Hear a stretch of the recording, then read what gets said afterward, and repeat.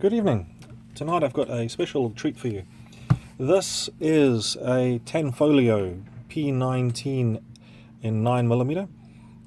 In the United States, you would be more familiar with this as the EAA Witness Small Frame. It's all steel and made in Italy. So let's just do a quick safety check. So it is clear and it is safe. So all the magazines here are also empty as well, just so you can see that. A little bit of information about it. So obviously this is made in Italy. Fantastic craftsmanship on this. It is extremely well made. It's also a copy or clone of the CZ75. Couple of small differences on the pistol, mainly to do with this trigger, the safety on it.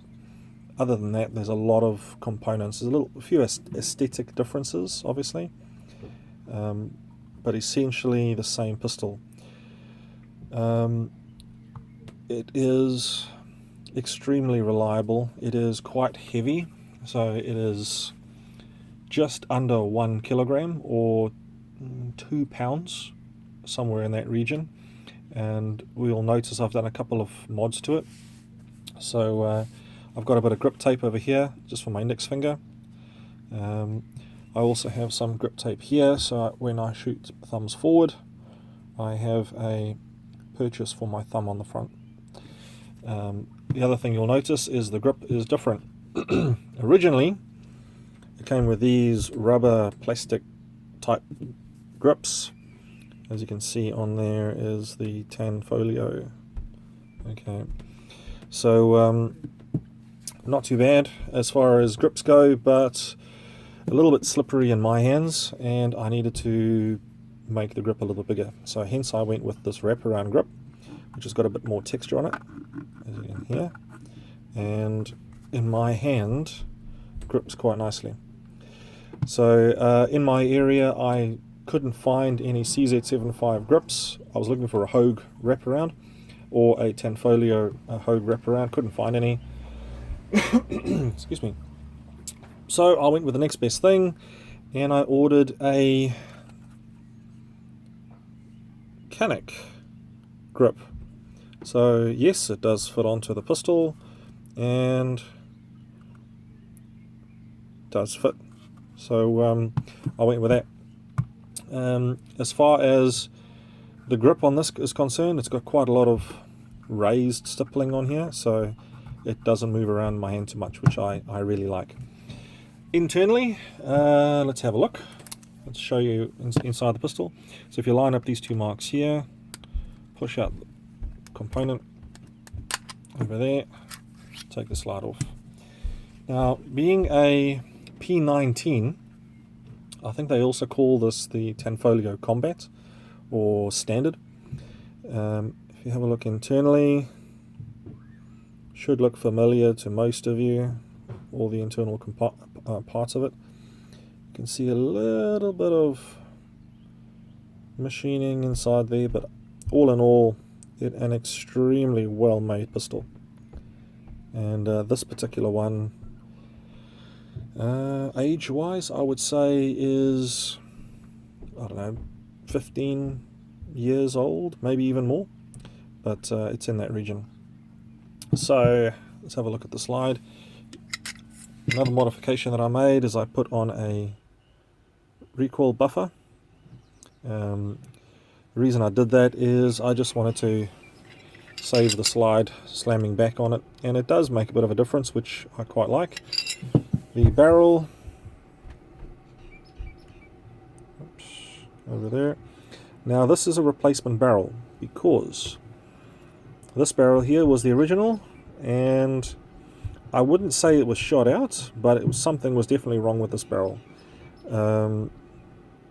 I couldn't for the life of me, see if I can show you here, I couldn't for the life of me get this pistol to group very well at all, and I suspect it was the barrel. Well, I suspected it was the barrel.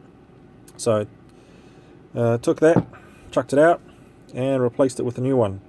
So the new barrel, you might be able to see, has got some really nice crisp lands and grooves inside. And I did have to polish the feed ramp on this though. It didn't come polished, which was unusual. But I did a bit of work on that and it is fine. Internally over here you can see it's seen a bit of use, but it is still in extremely good condition. Right, put it back together. Now the finish on this, I don't know what it is. It's called a Wonder finish.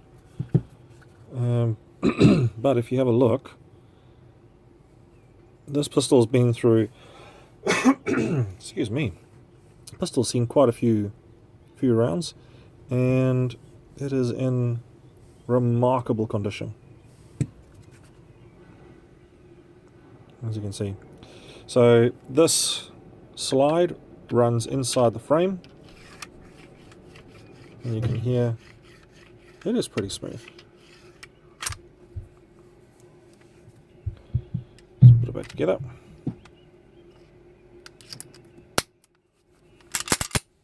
Done.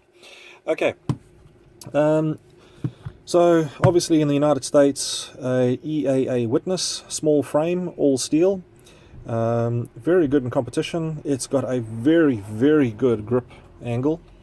I've got a Glock 34 that I've been shooting for a couple of years, and I struggle to fire my first shot instinctively with it. I probably just need to practice more, but I generally find this pistol here, if I draw and take the first shot, I don't even need to aim.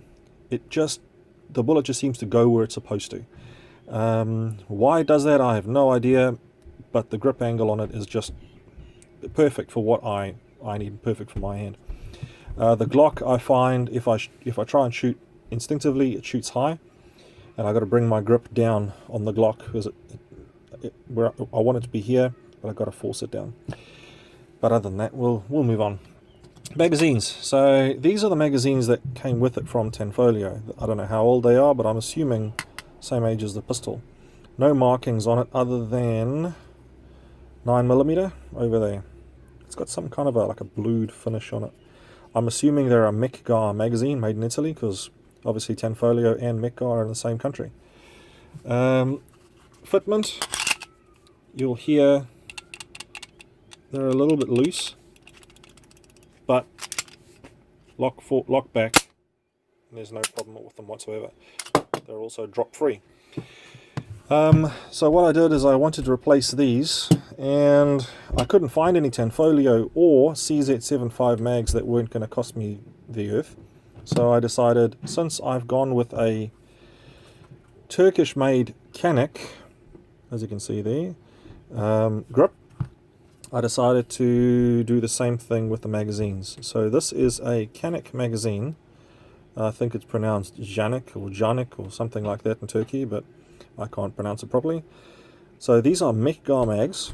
It's got an interesting coating on it. As you can see, it's definitely got a coating on there, like a satin matte of some kind.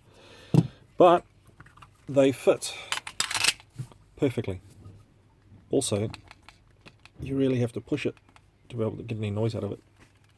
So they actually fit better in the pistol than the others. It could just be because these are new, the other ones might be worn out. To give you an idea of the, as you can see,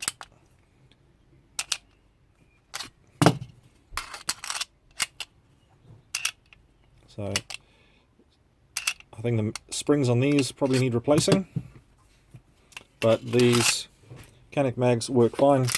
Lock back, perfect in the Tanfoglio.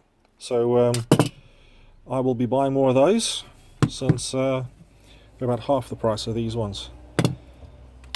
Right, there we have it. So accuracy wise, before I changed the barrel, I was only getting about 4 to 5 inch groups at 25 yards, but I needed to change out the barrel, which has now brought it down to about 2 inches for bench. I will change these sights out. As you can see, it has a 3-dot sight. Okay, the front sight, however, is part of the slide. So I'm going to have to find a gunsmith who can dovetail that, so he'll drill Dremel that off and dovetail it for me. Then I can put a fibre optic on the front and replace this rear sight. I think that will improve my accuracy a little bit more over distance, because I know the pistol's great, but my eyes are not. So if I change the sights out to something I can see a bit better, I think it'll be a lot better for me in the long run. Other than that, a fantastic pistol. I can't tell you any... Well, it's just phenomenal. It's been a very, very good shooter, very reliable, and I've been more than happy with it. So other than the barrel that I changed, new magazines that I'm getting, and the old grips, so she's done really well. Right, thank you for your time, and have a good evening.